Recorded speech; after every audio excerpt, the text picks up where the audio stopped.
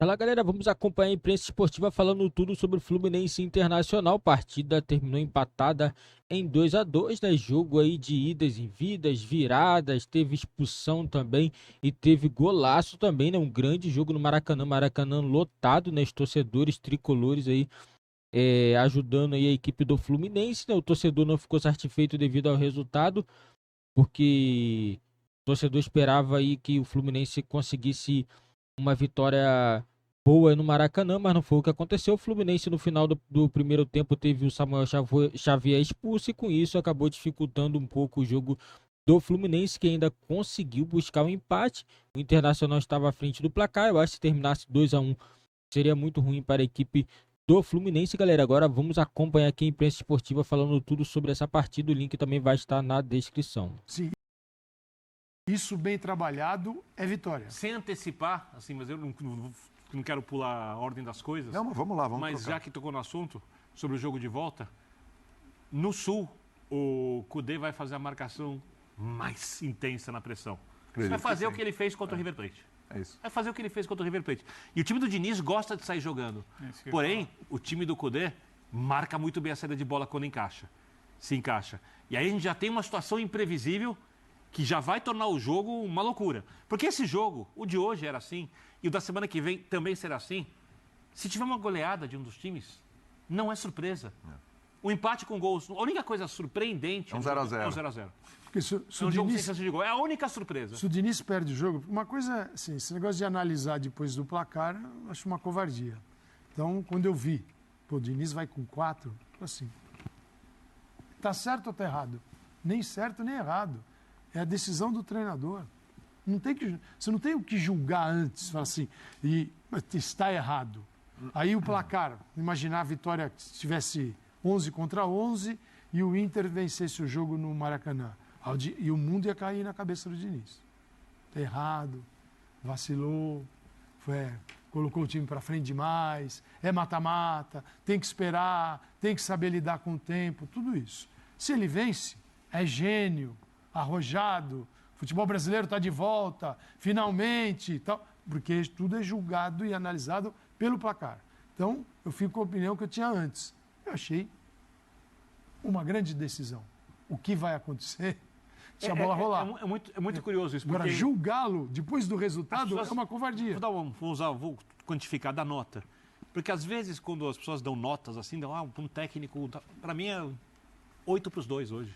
Não, 8,5 para os dois técnicos. eles trabalharam bem. Fantásticos. Os dois. No nível muito alto. Porque o Kudê, ele vai para o intervalo com uma situação favorável, super favorável, e ele volta muito bem organizado para o segundo tempo. Porque você poderia voltar...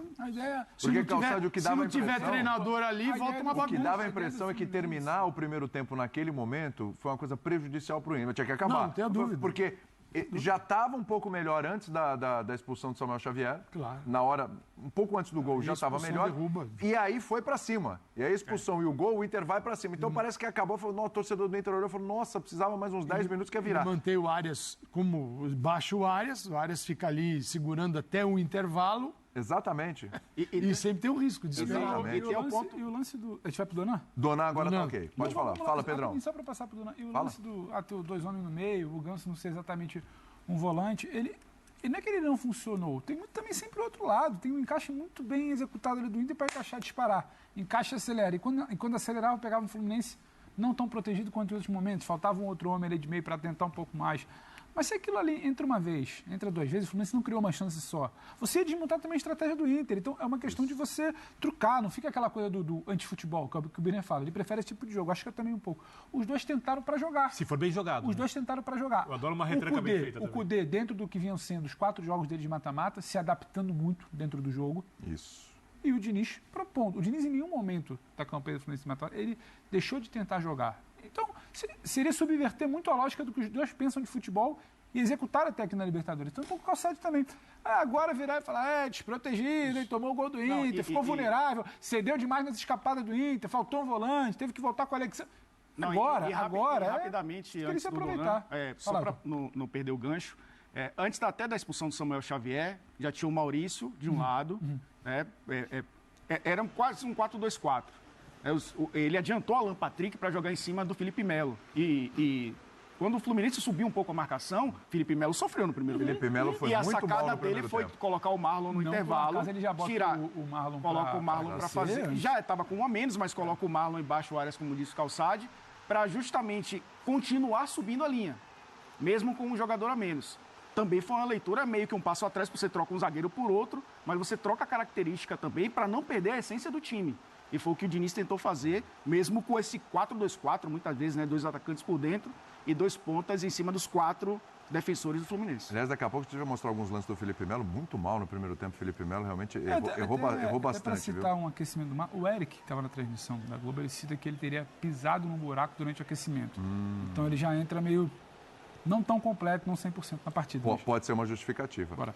Fã de esportes, numa noite tão especial como essa de um jogaço, nós temos uma estreia no Linha de Passe.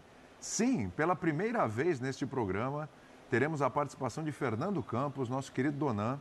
Vamos com ele, está no Maracanã e vai bater um papo com a gente. Vai ficar à disposição para a gente trocar ideia aqui sobre esse jogo. Ele já teve que se deslocar porque começou a chover por lá, viu? Aí já foi para um lugar, foi para um abrigo direitinho. O problema da chuva, às vezes, é o choque, molhado, tem a questão técnica e uma questão visual. Sabe, câmera não se dá bem com chuva. E Fio, cabo, eletricidade.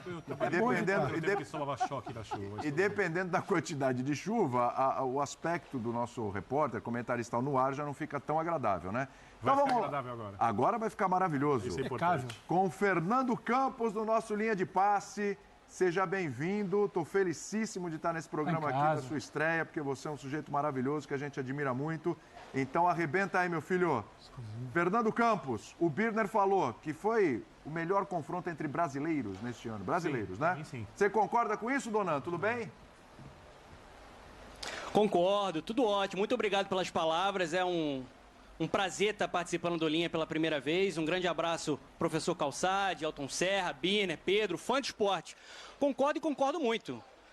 Disparado, né, o melhor jogo, o melhor confronto entre brasileiros nessa temporada, com certeza aqui no nosso futebol, e um dos melhores jogos que a gente acompanhou em 2023. Um privilégio acompanhar isso tudo aqui de perto, né?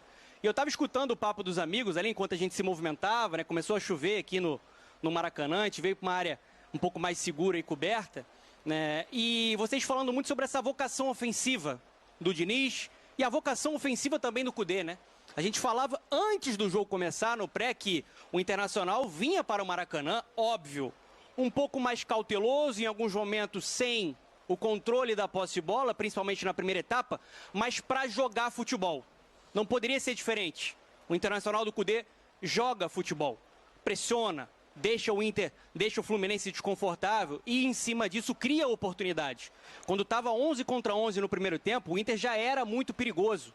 É só a gente ver o que o Kudê fez, por exemplo, com o Ener Valencia, puxando ele para o lado direito para explorar as costas do Marcelo. E estava dando muito certo na primeira etapa. E do outro lado, Fernando Diniz, né? Um cara convicto, um cara corajoso, como disse, se não me engano, o Calçade, mesmo com uma expulsão que condiciona muito o plano de jogo dele, a do Samuel Xavier, ele faz modificações para tentar reorganizar o seu sistema defensivo, mas não abdica do jogo. Ele tenta jogar, ele corre riscos. E acho que por conta disso, a gente viu um jogo riquíssimo aqui, na parte física, na parte técnica e na parte tática. São dois grandes técnicos, são dois treinadores estrategistas. Eu acho que no Beira-Rio tem tudo para ser um jogo espetacular, viu, amigos? Novamente, tem tudo para ser espetacular. Pela circunstância da expulsão do Samuel Xavier, eu achei o resultado mais positivo para o Fluminense. Porque ele sai vivo. O Internacional teve a chance, né, como a gente fala, né, de virar a faca. Não virou. O Fluminense está vivo e agora vai tentar, né, uma classificação fora de casa contra o Inter, que é muito forte dentro do Beira-Rio. Galera, concordo também, tivemos aí um jogo muito forte, né, as duas equipes muito bem fisicamente. No segundo tempo, no finalzinho, parece que o Fluminense cansou um pouquinho mais, porque o Fluminense ficou primeiro o segundo tempo todinho sem um jogador, né, ficou com um jogador a menos, então complicou um pouco. E o Internacional, né, não parecia que estava com um jogador a mais. Parecia que tinha alguém que estava cansado demais. Eu acho que foi por isso que o Kudê também tirou o Alan Patrick, porque o Alan Patrick, ele sempre cansa, né? O Alan Patrick é um jogador que não tem um físico assim tão bom. E por isso eu acredito que a substituição no segundo tempo, apesar de estar jogando muito bem, fez o gol, né? Mas agora o segundo jogo vai ser um jogo muito bom. Acredito que vai ser melhor ainda do que esse jogo do Maracanã, porque vai ser o jogo que vai definir o finalista da Libertadores. Lembrando que amanhã teremos Boca Juniors e Palmeiras, né? O jogo que vai definir o finalista que vai pegar o Fluminense ou a equipe do Internacional, galera. E vai deixando nos comentários a opinião de vocês, qual o placar aí, quem que vai passar para a final da Libertadores.